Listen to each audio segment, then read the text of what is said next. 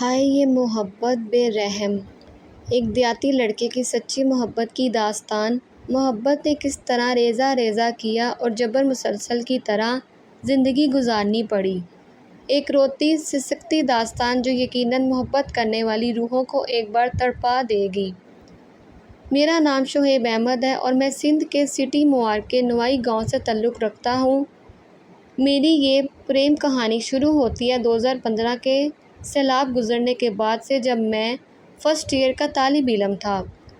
میری امی کے بھائی کراچی رہتے ہیں۔ وہ لوگ ہمارے گاؤں 1-2 سال کے بعد چکر لگاتے رہتے تھے اور ہم بھی سال میں 1 مرتبہ کراچی جاتے رہتے تھے ان سے ملنے۔ اس بار سیلاب گزرنے کے بعد ان لوگوں نے جلدی ہمارے ہاں چکر لگایا۔ وہ 5 لوگ آئے تھے، ایک ہماری مامی اور 2 اس کی بیٹیاں، ایک بیٹا اور ایک ان کی کزن تھی۔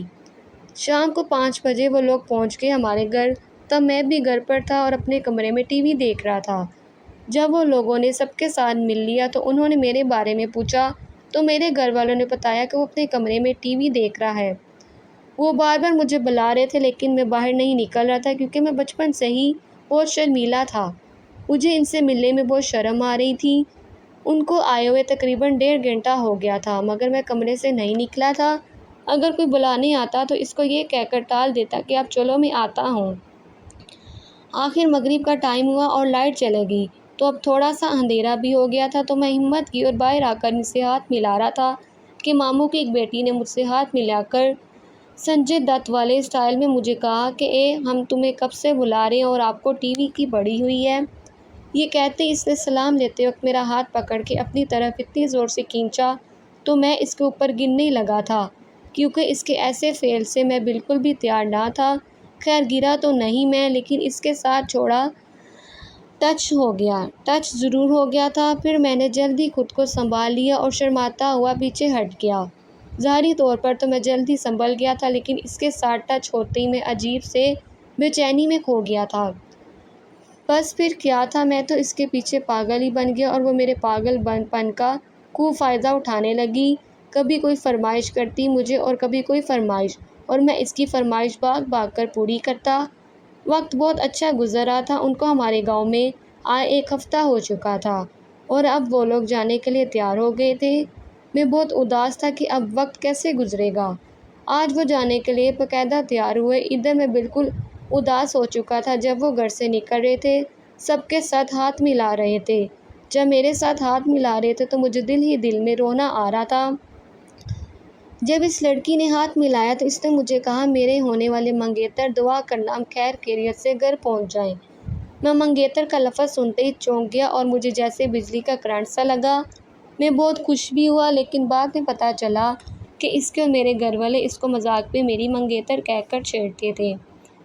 خیر وہ لوگ تو چلے گئے لیکن میرے لیے اب یہاں رہنا بہت مشکل ہو گیا تھا۔ ان کے جانے کے بعد تقریباً 1 ماہ کے بعد اس کا نمبر میرے ہاتھ آ گیا تو میں نے بنا کسی دیر کے اس کو ایک شاعری کا میسیج سینڈ کر دیا۔ ٹھیک 1 منٹ میں اس کا رپلائی آیا کیونکہ میرا نمبر تو اس کے پاس پہلے ہی سیو تھا۔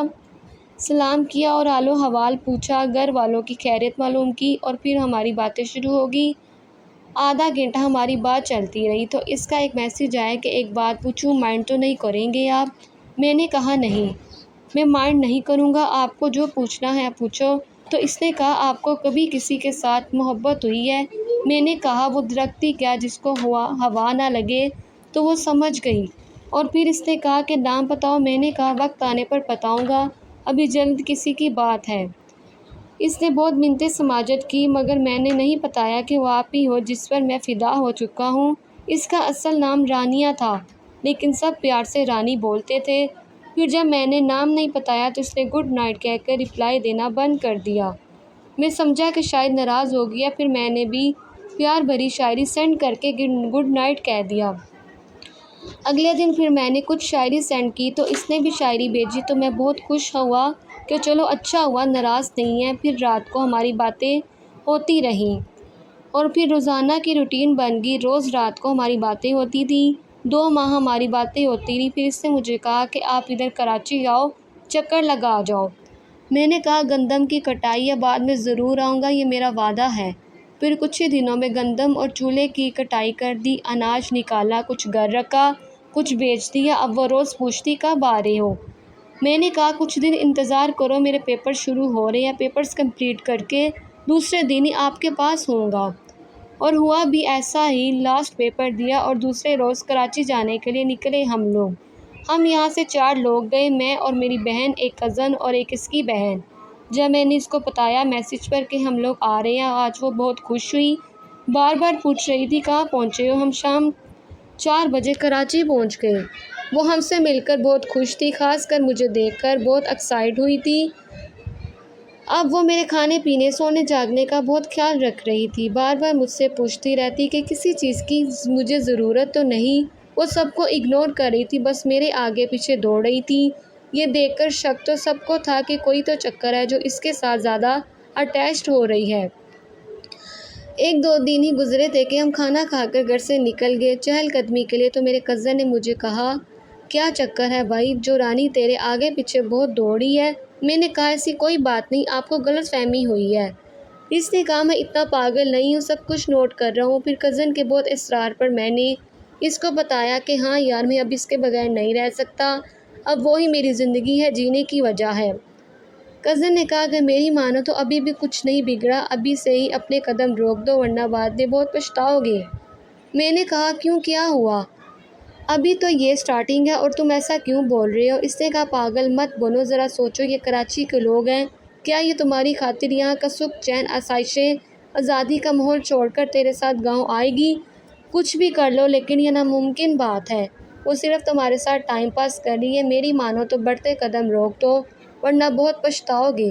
میرے کزن نے مجھے بہت تبلیغ سنائی، میں نے کہا اب جو ہوگا دیکھا جائے گا۔ کزن نے بہت سمجھایا لیکن اس وقت میرے سر پر محبت کا بھوت سوار تھا اور کزن کی سب باتیں مجھے فضول لگ رہی تھیں۔ دن گزرتے رہے، میں اور رانی ایک دوسرے کے بہت قریب آ گئے تھے، اب ہم دونوں کا ایک دوسرے کے بغیر گزارا ناممکن لگ رہا تھا۔ ایک دن رانی نے پلان بنایا پارک گھومنے کا، تو ہم سب تیار ہو گئے۔ شام کو 5 بجے اعلیٰ دن پارک میں گئے، بہت گھوما، پھر رات 8 بج رہے تھے، سب نے کہا کچھ کھاتے پیتے ہیں پھر واپس چلتے ہیں گھر، لیکن رانی نے کہا ایک جھولے پر چڑھتے ہیں پھر کچھ کھاتے ہیں۔ مجھے اس کی بات بری لگی مگر میں کرتا بھی کیا کرتا۔ رانی کی بات بری اس لیے لگی تھی کہ مجھے جھولے پر چڑھنا بالکل بھی پسند نہیں تھا، کیونکہ میری طبیعت جلدی خراب ہو جاتی ہے جھولے پر۔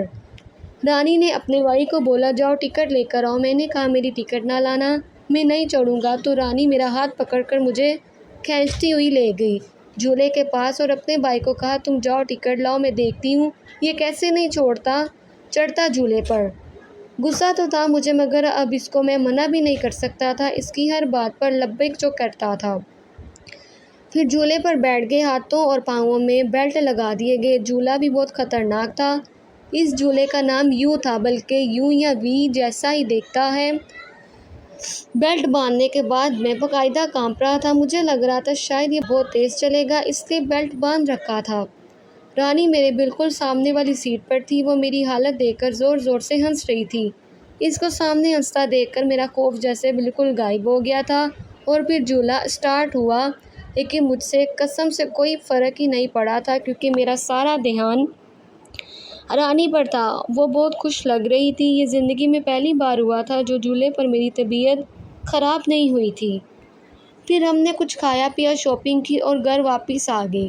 گھر پہنچتے ہی اس نے مجھ سے پوچھا کیسا لگا پارک، مزہ آیا کہ نہیں؟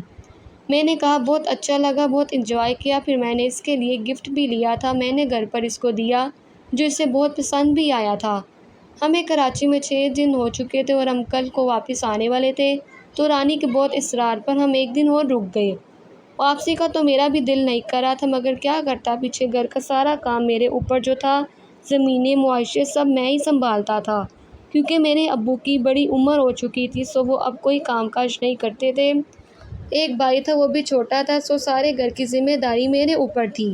خیر سے اب ہم گاؤں واپس آ رہے تھے تو رات کو بہت دیر تک ہم باتیں کرتے رہے، آخر میں نے رانی کو میسج میں کہا کہ کل ہم لوگ جا رہے ہیں، سو پلیز کل صبح جلدی اٹھنا، ناشتہ ساتھ کریں گے اور پھر میں چھت پر جاؤں گا، تم وہاں آنا، مجھے آپ سے بہت ضروری بات کرنی ہے۔ اس نے کہا ٹھیک ہے کوشش کروں گی، میں نے کہا کوشش نہیں بس کچھ بھی کر کے کل آپ نے جلدی اٹھنا ہے۔ اس نے کہا چلو ٹھیک ہے اٹھ جاؤں گی۔ اب خوش میں نے بھی کہا ٹھیک ہے اب سو جاؤ جلدی اور گڈ نائٹ کہہ دیا اور میں بھی سو گیا۔ کل صبح ہوگی، ہم اٹھ کر فریش ہوئے، جب تک ناشتہ بھی تیار ہو چکا تھا۔ ناشتہ بھی کر لیا مگر رانی نظر نہیں آئی تھی۔ جب پوچھا تو پتہ چلا وہ ابھی تک سو رہی ہے۔ پھر میں نے پریشانی سے کبھی چھت پر کبھی گھر سے باہر ٹہل رہا تھا اور یہ دل میں دعا کرتا رہا تھا کہ یا اللہ رانی کو نیند سے اٹھا دو۔ یہی دعا کر رہا تھا کیونکہ اس دن مجھے اپنی محبت کا اظہار کرنا تھا، لیکن رانی مزے سے سو رہی تھی۔ میں نے دیکھا کہ گلی میں ٹیکسی والا بھی آ گیا ہمیں لینے۔ اسے ماموں نے فون کر کے بلایا تھا ہمیں بس اسٹاپ تک چھوڑنے کے لیے۔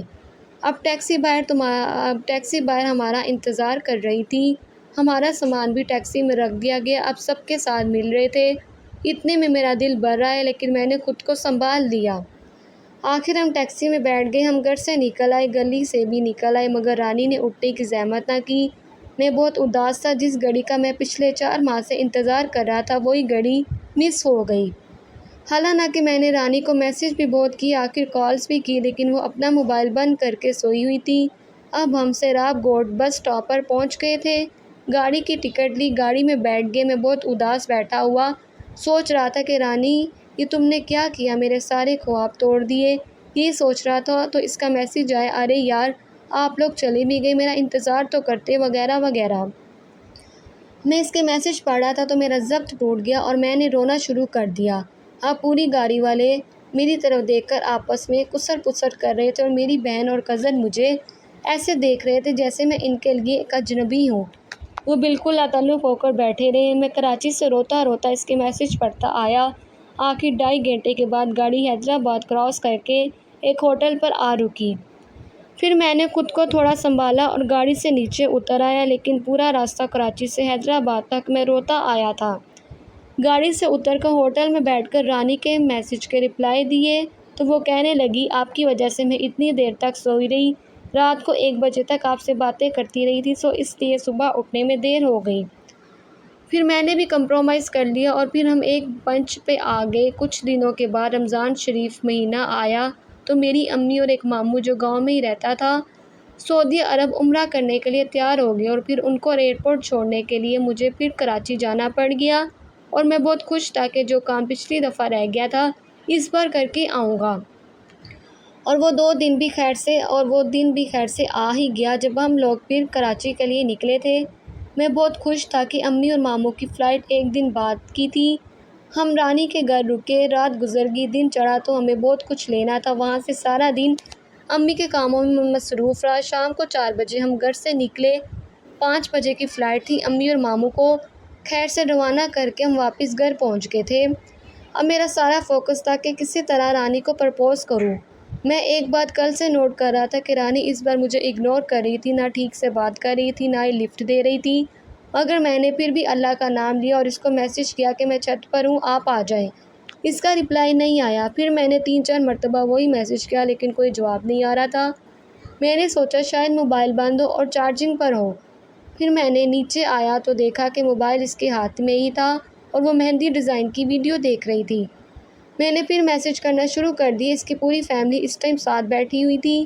میں ان کے ساتھ بیٹھ گیا، میسج پر اس کو میسج کر رہا تھا تو اس نے میری طرف غصے سے دیکھا تو میں نے بھی آنکھ کے اشارے سے چھت پر آنے کا کہہ دیا، لیکن اس نے نفی میں سر ہلا دیا۔ میں سوچ میں پڑ گیا کہ اس کو کیا ہوا۔ میں نے کوشش تو بہت کی لیکن وہ نہ مانی اور باقاعدہ مجھے میسج میں دھمکی دے دی کہ مجھے تنگ مت کرو ورنہ میں تمہیں بلاک کر دوں گی۔ میں نے بھی دل کو تسلی دے کر بلا دیا کہ ہو سکتا ہے کوئی پریشانی ہو اسے۔ رات گزر گئی، صبح پھر میری واپسی تھی اور اس بار بھی میں اظہار نہ کر سکا۔ جب میں واپس گھر آیا تو اس کو میسج کیا کہ کیا پرابلم ہے۔ اس نے کہا کچھ نہیں، میرا بس موڈ آف تھا اس لیے مجھے آپ سے بدتمیزی کرنی پڑی، مگر پلیز مجھے معاف کر دینا۔ میں نے بھی خوشی خوشی اسے معاف کر دیا۔ پھر ہماری باتیں تو چلتی رہی مگر میں نے نوٹ کیا کہ اب وہ واقعی میرے ساتھ شاید ٹائم پاس کر رہی ہے۔ کچھ دن کے بعد امی اور ماموں کی عمرہ سے واپسی تھی تو میں پھر تیار ہو کر کراچی کے لیے۔ اب میرا یہ راستہ 3را چکر تھا کراچی کا۔ جب امی اور ماموں سعودیہ سے آ رہے تھے تب میں رانی کے گھر نہیں گیا، باہر سے سیدھا ایئرپورٹ پہ چلا گیا۔ رات کے 4 بجے امی اور ماموں ایئرپورٹ پر پہنچ گئے۔ ان سے مل کر پھر خوشی بھی تھی امی کے آنے کی اور کچھ دکھ تھا رانی کے گھر نہ جانے کا۔ خیر سے ہم دوپہر کو 1-2 بجے کے درمیان گھر پہنچ گئے۔ ادھر امی اور ماموں کا بڑے دھوم دھام سے استقبال کیا گیا تھا۔ سارے گاؤں کے لوگ آ رہے تھے مبارک دینے۔ میں نے پھر سے رانی سے باتیں کرنا شروع کر دی تھی، لیکن رانی کا اب ہر وقت موڈ خراب ہوتا تھا، ہر بات پر مجھ پہ غصہ ہو جاتی تھی اور پھر ناراض ہو جاتی۔ میں منتیں کر کے مناتا، لیکن 1-2 دن گزرتے تھے، پھر کسی نہ کسی بات پر ناراض ہو جاتی۔ 3 برس گزر گئے تھے ہماری بات چیت ہوتے ہوئے، لیکن مجھے اپنی محبت کا اظہار کرنے کا موقع ہی نہ ملا۔ 2018 کی ایک رات تھی جب میں اپنے کھیتوں کو پانی لگانے گیا ہوا تھا۔ اس رات میں پوری رات رانی سے میسج پر باتیں کرتا رہا اور میسج پر اپنی محبت اظہار بھی کر دیا تھا۔ جب میں نے اظہار کیا تو پہلے تو اس نے کہا، میں نے آپ کے بارے میں کبھی ایسا سوچا نہیں ہے، مجھے کچھ ٹائم دو، میں سوچ کر بتا دوں گی۔ میں نے کہا، آپ کو جتنا ٹائم چاہیے لے لو، مگر پلیز مجھے مایوس مت کرنا۔ پھر میں نے 1 ہفتے کے بعد رانی سے پوچھا کہ بتاؤ کیا خیال ہے میرے بارے میں، تو اس نے کہا، دیکھو میں تمہیں ہرٹ نہیں کرنا چاہتی، سو پلیز آپ مائنڈ مت کرنا، پر میری کچھ شرطیں ہیں، اگر آپ کو منظور ہے تو پھر میں راضی ہوں۔ میں نے کہا، بتاؤ کون سی شرطیں ہیں؟ رانی نے کہا، پہلی میری شرط یہ ہے کہ آپ کو یہاں کراچی شفٹ ہونا پڑے گا، دوسری شرط یہ ہے کہ مجھے کبھی بھی کسی کام سے نہیں روکو گے، میں جہاں بھی جاؤں گی آپ بیچ میں نہیں آؤ گے، اور تیسری شرط یہ ہے کہ شادی کے بعد ڈیفینس میں گھر لوگے جہاں ہم رہیں گے، اور ان سب کے بعد بھی اگر میری فیملی راضی نہ ہوئی تو میں آپ سے شادی نہیں کر سکتی، اس لیے سب سے پہلے میری فیملی کو راضی کرو۔ میں نے کہا، مجھے آپ کی شرط منظور ہے، لیکن مجھے ایک شرط منظور نہیں۔ رانی نے کہا، کون سی شرط؟ میں نے کہا، کراچی شفٹ ہونے والی، کیونکہ میرے پیچھے میری پوری فیملی ہے، میں ان سب کو چھوڑ کر کیسے وہاں رہ سکتا ہوں؟ میرے گھر کی ساری ذمہ داریاں میرے اوپر ہیں، زمینیں ہیں، معاشیاں، اور ان سب سے بڑھ کر میرے والدین، جو کبھی بھی یہ گاؤں چھوڑ کر جانے پر راضی نہیں ہوں گے۔ میں نے رانی کو بہت سمجھایا کہ ادھر اپنے شہر موار میں آپ کو جو بھی گھر پسند آئے میں وہ خرید لوں گا، جیسا آپ کہوگی ویسا کروں گا، تمہیں کبھی کسی کام سے نہیں روکوں گا، بس آپ ایک بار میری تو ہو جاؤ۔ لیکن رانی نے میری ایک بھی نہ مانی، وہ اپنی شرطوں پر واجب تھی۔ آخر میں نے مجبور ہو کر اپنے والدین سے یہ بات چھیڑ دی اور ان کو رانی کے بارے میں بتایا اور اس کی شرطیں بھی بتا دی۔ تو میرے ابو نے کہا، بیٹا اگر تم جانا چاہتی ہو تو بھلے جاؤ، ہم تمہیں نہیں روکیں گے، اگر پیسوں کی ضرورت ہو تو اس کا بندوبست بھی میں کر دوں گا، لیکن ہم یہ گاؤں چھوڑ کر کہیں نہیں جانے والے، اور نہ ہی میں زمین بیچ سکتا ہوں۔ اب مجھے بھی مناسب نہیں لگ رہا تھا کہ اپنے بوڑھے ماں باپ کو چھوڑ کر اپنی محبت کے پیچھے چلا جاؤں۔ اب میں بالکل مایوس ہو چکا تھا، میری بات نہ گھر والے مان رہے تھے اور نہ ہی رانی کو کچھ رحم آیا تھا مجھ پر۔ میں نے اپنی طرف سے رانی کو منانے کی 1000 کوششیں کیں، لیکن رانی نے میری ایک نہ سنی، کیونکہ محبت تو مجھے تھی رانی سے، وہ تو بس میرے ساتھ ٹائم پاس کر رہی تھی۔ 2019 میں آخر وہ وقت بھی آ گیا جب مجھے پتہ چلا کہ اس کی کچھ دنوں بعد منگنی ہونے والی ہے۔ میں نے رانی سے پوچھا کہ میں نے سنا ہے آپ کی منگنی ہونے والی ہے، کیا یہ سچ ہے؟ اس نے کہا، ابھی کنفرم نہیں ہوا، لیکن باتیں چل رہی ہیں میری منگنی کی۔ میں نے رانی کو کہا، آپ ایسا نہیں کر سکتی میرے ساتھ، میں نے آپ کے لیے کیا کچھ نہیں کیا، آپ کیسے کسی اور کی ہو سکتی ہو؟ رانی نے کہا، اگر آپ کو میری شرطیں منظور ہیں تو بتاؤ، میں آج بھی آپ سے شادی کرنے کے لیے تیار ہوں۔ میں نے کہا، رانی دیکھو، میں آپ کے لیے سب کچھ کر سکتا ہوں، مگر میں اپنا گھر اور اپنے والدین کو نہیں چھوڑ سکتا۔ اس حال میں ذرا سوچو، میں مجبور ہوں، میرے بوڑھے ماں باپ ہیں اور دوسرا بھائی چھوٹا ہے، ایک میں ہی بڑا ہوں جو ان کے بڑھاپے کا سہارا ہوں، لیکن اس کو پھر بھی مجھ پر رحم نہیں آیا، اور آخر کچھ دن بعد اس کی منگنی ہوگی۔ جب مجھے پتہ چلا کہ آج اس کی منگنی ہے، میں بہت رویا، پوری رات ہی روتا رہا، اس کو میری حالت کا پتہ نہیں چلا، کسی نے بتا دیا۔ اگلے ہی دن اس نے مجھے کہا، اگر آپ واقعی مجھ سے سچی محبت کرتے ہو تو تمہیں میری قسم ہے مجھے بھول جا اور اپنی زندگی خوش رہ کر گزارو۔ اب اس کی دی ہوئی قسم نبھا رہا ہوں اور زندگی جی نہیں رہا، گزار رہا ہوں۔ اس کی یادیں میرا سینہ چیرتی ہیں، اس کا معصوم دکھنے والا چہرہ بار بار میری آنکھوں کے سامنے آ جاتا۔ رانی کے ساتھ گزارے ہوئے پل میں آج تک نہیں بھولا۔ جب میں اس کی یاد آتی ہے آنکھیں نم ہو جاتی ہیں، میرا دل بار بار ٹوٹ کر بکھر جاتا ہے۔ اس کے ٹائم پاس نے میری زندگی اجاڑ کر رکھ دی۔ آج میری ہر سانس کے ساتھ مجھے رانی یاد آتی ہے، اس کا نام بھی کہیں سن لو تو کرنٹ سا لگ جاتا ہے۔ 4 برس ہو گئے رانی سے بچھڑے ہوئے، میں آج بھی رانی کی یادوں میں پل پل مرتا ہوں، پل پل جیتا ہوں۔ بس آخری بات ہے جو میں رانی سے کہنا چاہتا ہوں کہ تم زندگی کی وہ کمی ہو جو عمر بھر رہے۔